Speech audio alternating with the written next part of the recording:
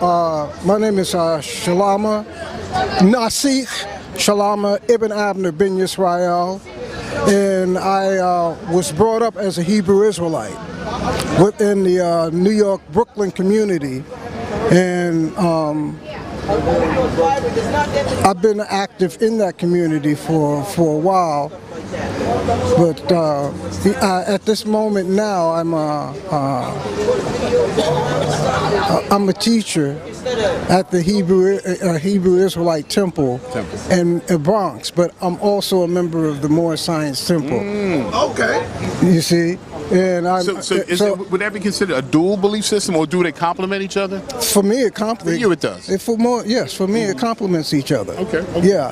So what do you say to the Hebrews? Because you know you got Hebrews out here that say, nah, you know you can't make that connection. You either got to be a Hebrew. You can't be no more, because that's something different. Would you call it just a lack of research and studying that the brothers is not doing? Or what can you guide them to?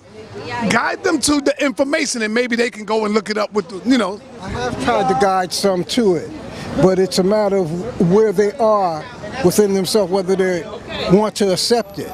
Because they may be so strong in the belief system that they're in, they can't see the connection. Right. And I don't want to segue too much, but listen to that dilemma. So locked into something that they can't see the truth somewhere else. And many say that they look at religion in general, no matter what label, it has that effect. It does. That they get locked in that box, and anyone who's not in that box, they're not part of the family. So isn't it another tool for divide and conquer? And is religion fulfilling its purpose? Because will we ever all be under the same umbrella?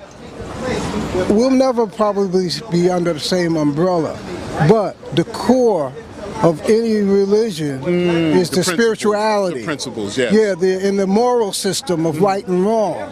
Right. That bridges you together. Right.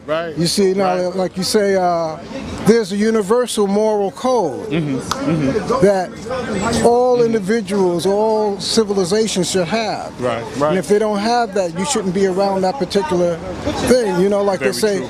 like thou shalt not kill. That should be, thou shalt kill, thou shalt not murder. Right. Right. That should be universal around the world, because it promotes human life, and we didn't give ourselves life.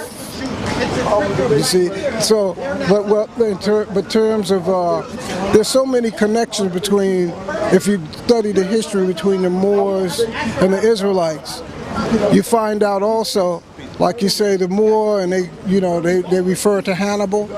Well, you ask here's the question too. Here's the other connection is, what language did the Moabites speak? What language did Hannibal speak? It was Hebrew. He was what they call a Phoenician. And Phoenicia starts back in Canaan. Right, goes back. Right. So most of those people in Canaan spoke Hebrew, including the Israelites. And they wrote the ancient Hebrew. The ancient Hebrew is what gave you the present alphabet today. So it's all connected? It's very much connected. You see? Yeah, so he did answer that very well. Yeah. It's very, very much connected, and you could see at the time, even of the breakup of the beginning breakup of the Moorish Empire, which was in 1492, they didn't completely destroy or break up the system until the middle of the 1800s. Okay. But even with that when they started kicking out the Moors, they tell you that summer they start kicking out the Hebrews first, because they remember we're the ones that helped call them up into Spain. So they didn't forget that. So there's a connection even over here. The Moors say they sailed on the 7 seas and they were sailing here in the United States. Well, all over the United States they found ancient Hebrew. In Middle America, Illinois, all these different places, they found artifacts and stuff with ancient Hebrew, and the Caucasians can't understand it. But we can understand it. Exactly. Yeah, because some of us was here before they came, so that makes us indigenous to this.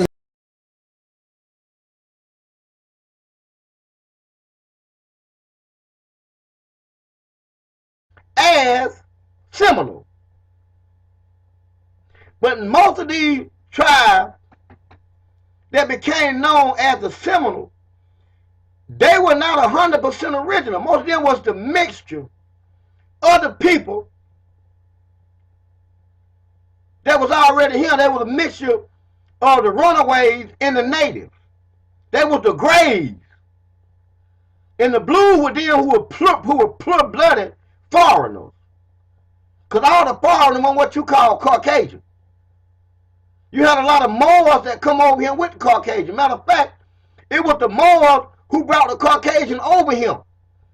They were Moors who got off them boats with Columbus near and De Soto near. Them were black folk. That's what we call black folk today. It was a Moor who led Lewis and Clark. But he was a Cherokee. The Cherokee had came over way before the European, and they had been here a long time, probably about 10,000 years or so. And the Cherokee called people like Yamasee, the Westoe, Choctaw, the Eufaulers, the Tuskegean, the Yazooan, the Mississippian, the Choctaw, the Chickasaw, the Washita. They called them the ancient people. All you got to do is go back in the Cherokee records and find it. Or their stories. I don't know, now that the black folk done damn got it, and the one, now that we waking up as so-called black folk and recognize that most of this stuff talking about us, they might start trying to change it. Because they got a lot of, they always tell you that they got stories, they got storytellers. Y'all know what a story is, right? Y'all know, you know when you telling them we would live, they wouldn't know. The old folk, leave around here, would do right, what grew up there. You can call them about a lie, they'll beat your ass. You call them about a lie, but you can say, oh, he telling a story. And, you know, they'll listen to you, but you call them about a lie, they were like a cuss word. And, you know, you weren't allowed to curse because they were trying to get you out of the stinker language that you was in. So you couldn't say nothing like lie. Oh, you know, grown folk beat your ass. You say something like you call somebody a lie. But so they got these stories, and they ain't never writing none of them down, but then now that we reading and we researching what they done said, they want to start changing shit. That's why I do right try to save as much stuff as he can. But anyhow, the Cherokee called these other, they called them the ancient people because they knew we were here when they got here. Now the Cherokee were Moors or Hebrews, same people, or Muslims. The Hebrews and the Muslims are the same people. If you look at it in Hebrew Israelite and look at those who ascribe to Islam, it's the same stuff. The Quran talk more about Jesus and Moses than it do damn Muhammad. It's just another side of the story. Same book, same principle, same God. Hebrew and Arabic is the same language. Just different dialect. That's all. Just a different dialect. So they call, and they knew the Negroes, what they term Negro, because the Negroes are the Moors. Bottom line, the Negroes are the Moors. Bottom line, the Negroes are the Moors.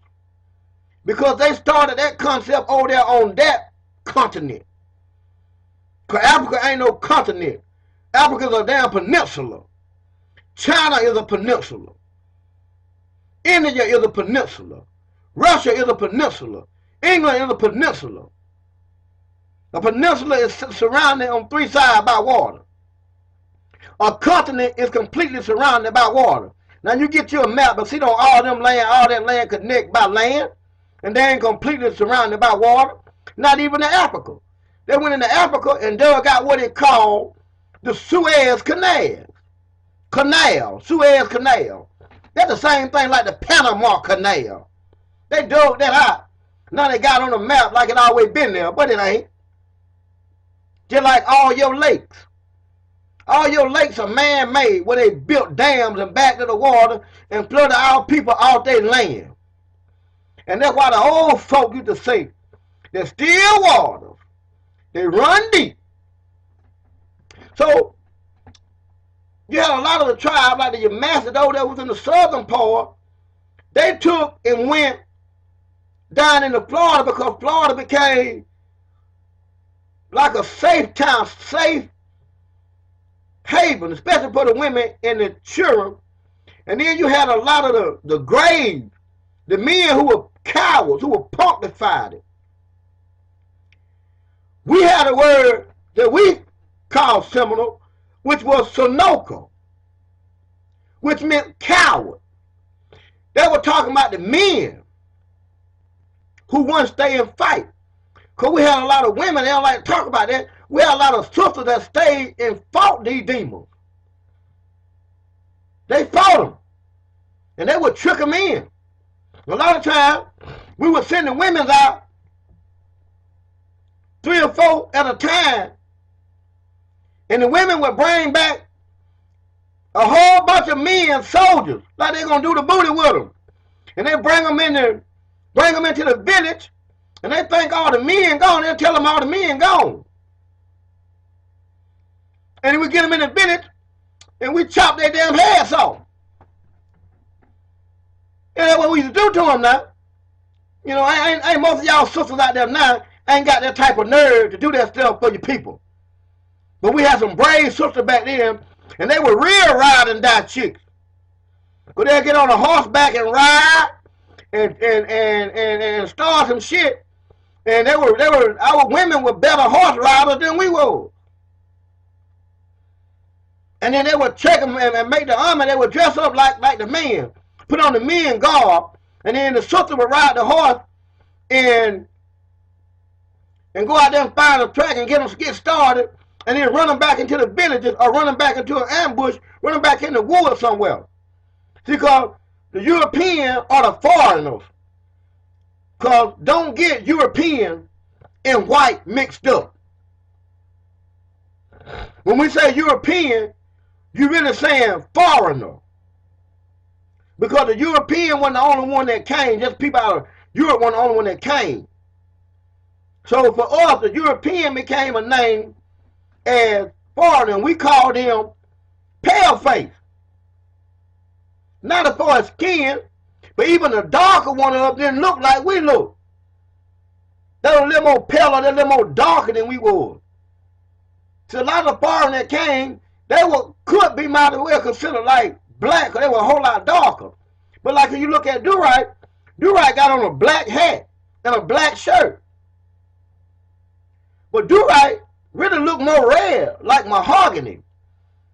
And so the woman there who was dark looking like that, we called them pale face too. And fork tongue, because they'll come in, the dark one will come in among us like they were friends. They would come in and spy out until we find out what they were doing, and then we started killing them because we knew they were spies. So when they come in, we're going to take their ass out. Because what they were doing, they were coming in and spying out like they were missionaries and want to come in with their little book and talk about the Lord Jesus Christ or whatever their religion was. Because they're the one who brought religion over him. We were spiritual people. We didn't have to have so much to do. We have so much to do with the name. We just called we looked at the earth as the mother and the sun as the father. And we were spiritual people. We was peaceful people. And then they came over here just giving us names. They didn't ask us like today, they call us Indian. Like when they got here, we ran up to them and said, hey, how y'all doing? We the Indians. You know what I'm saying? You know, like we ran up to them and told them, hey, how y'all doing? We Negroes. You know, we didn't really have no word. for that, because we pretty much got along in peace.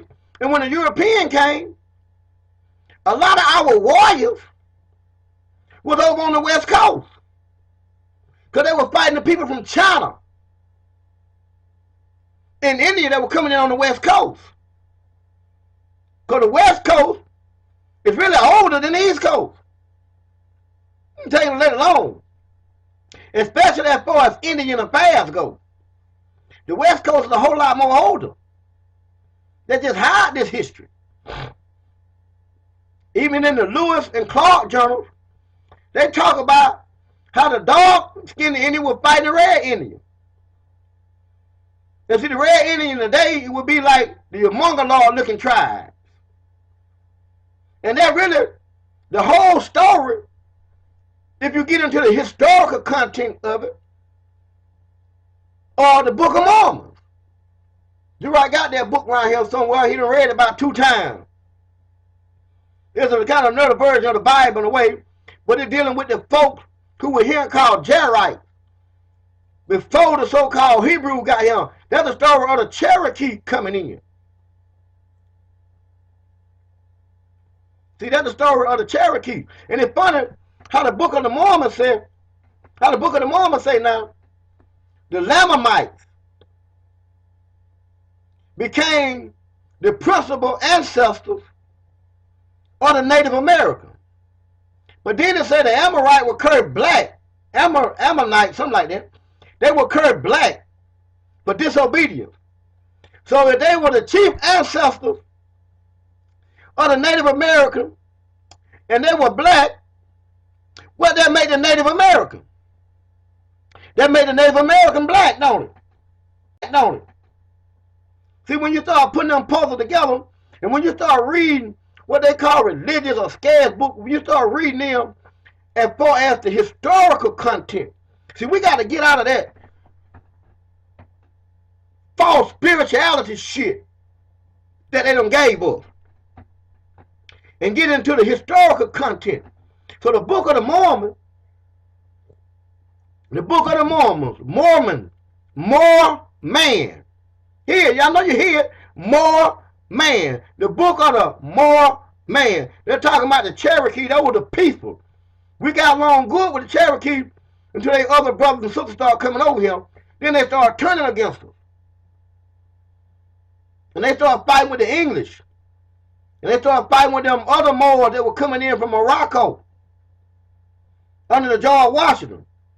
But prior to the 1700s, the Cherokees were fighting along with us. Until then, their brothers came in and showed them how they could make more money and trade. And then they felt trading with us.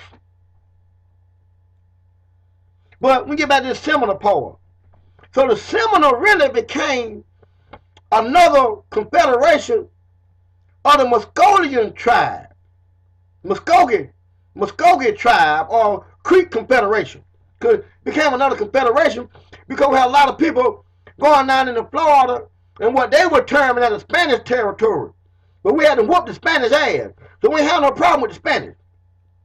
The Spanish slowly went on and assimilated in with us. And they didn't have we stopped having trouble with them. And then our brothers and sisters that they call Chickasaw and Choctaw and the rest of them, they whooped the French ass.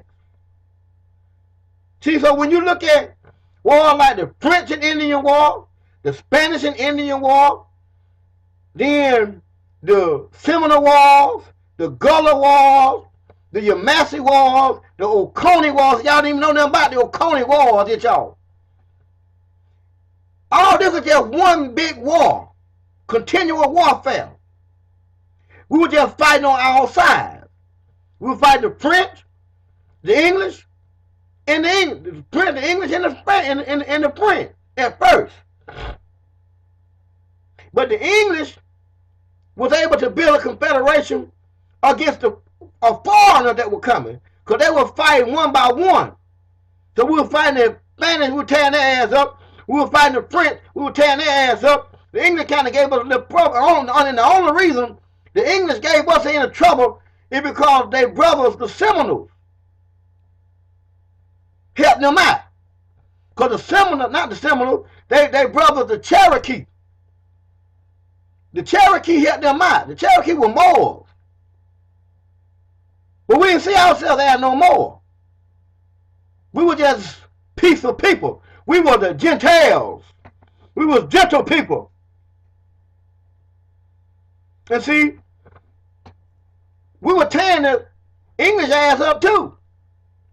But their brothers, the English, felt sorry for them and started helping them. And the Cherokee, they liked the idea of slaves because they seen their brother had slaves. So they started buying slaves. And then we had no problem with the Cherokee until they started having slaves. And then the Cherokee started helping the English trying to enslave us. But what would happen if they take one of us and make other slaves? We always start what they call a slave uprising, like the Stony Rebellion. They had them took some of your masses and tried to make slaves out of them. And the masses got them Moors that they had them slaves up in the uproar. And about to tear them niggas ass, tear them crackers and niggas and shine without tear their ass up, whatever name you want to put on them. We're about to tear their ass up. So then they see they couldn't really enslave us. And so, and then whenever they let us in, we always start slave rebellion. And now, D-Rock finna drop something. D-Rock finna drop something on you so damn heavy. Go back and look at the movie Root. You can find it on YouTube in 10-part session. Look at the movie Root.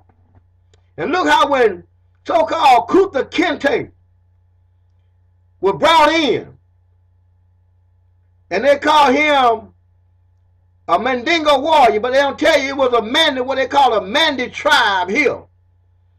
Out around the Louisiana area, right back over in that area. He probably was captured by the French and sold to the damn English. Because that's what they were doing. They were kidnapping our people, and then they'll sail around the Horn of Florida, come up on the other side, and sail you over here to the English. And then you might have spoke the same language, but you had a different dialect of it. Because they try to make you think that Muskogee language and the Hitachi language were two different languages, which is not so. They had some words that were different, but the core word of it was the same.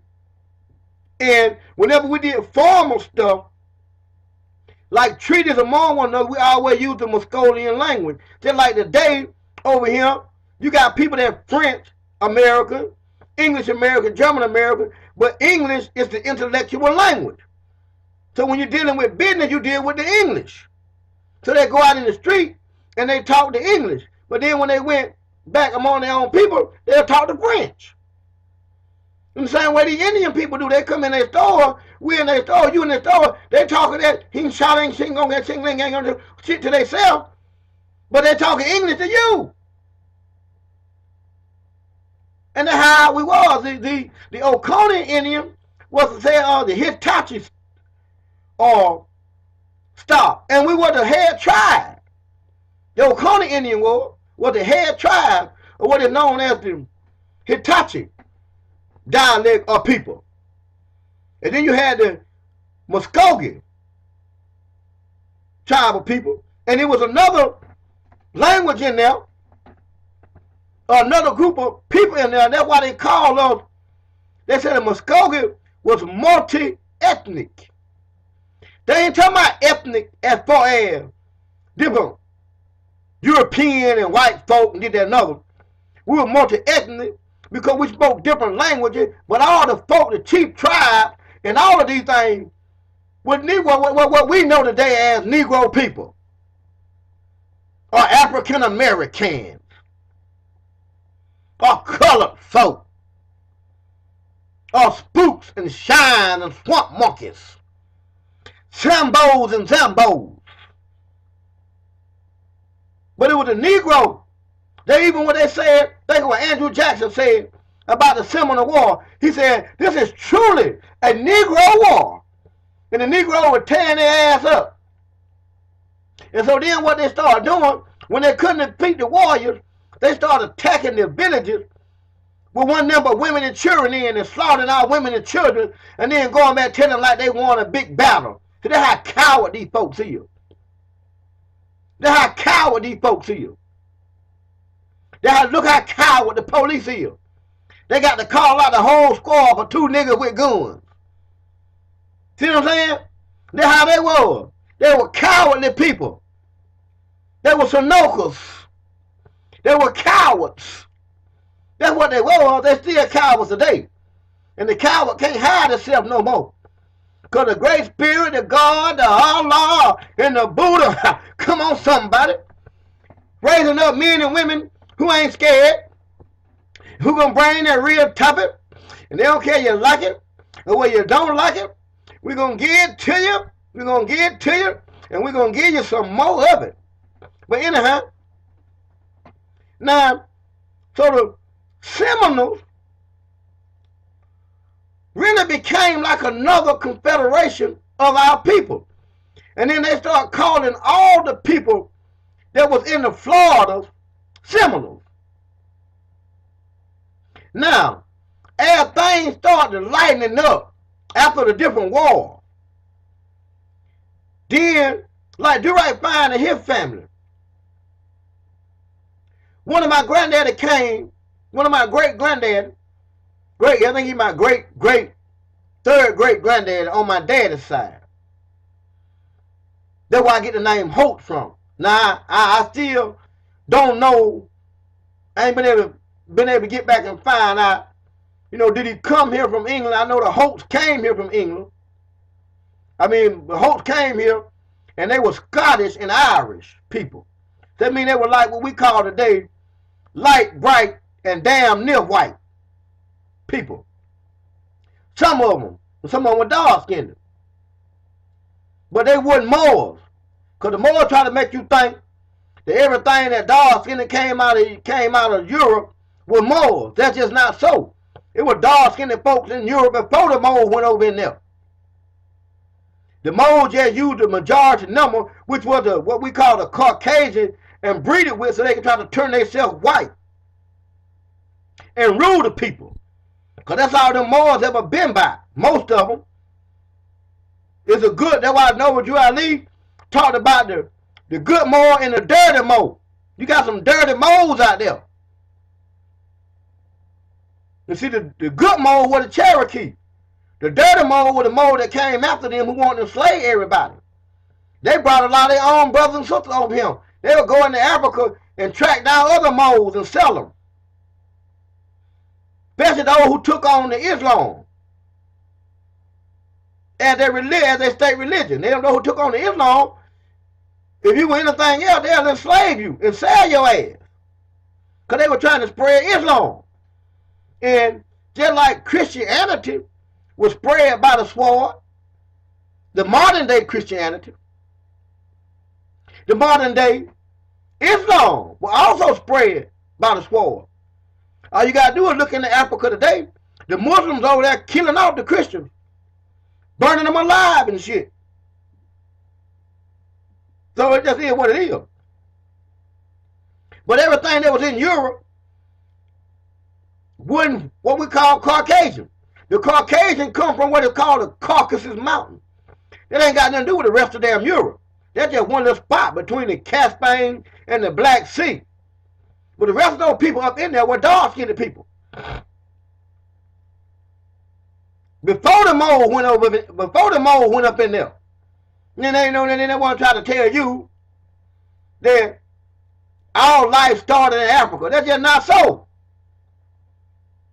Not unless the whole damn every landmass on the face of the world in Africa is a new word at that. The word Africa probably ain't no more about 600-700 years old. That was not the name that peninsula, because ain't no continent. That peninsula been called a whole bunch of things. And at one time they tell you that all the landmass was one. Well, that whole landmass called Africa, Elijah Muhammad said was called Asia. That's why he call you the Asiatic black man. Well, when the land starts splitting apart, then Or if we was on this part of in America, that still make me an African and they want no African. So how the people over here, how the people over here get to be African because they dark skinned? And the word Africa wasn't even around when the land split apart.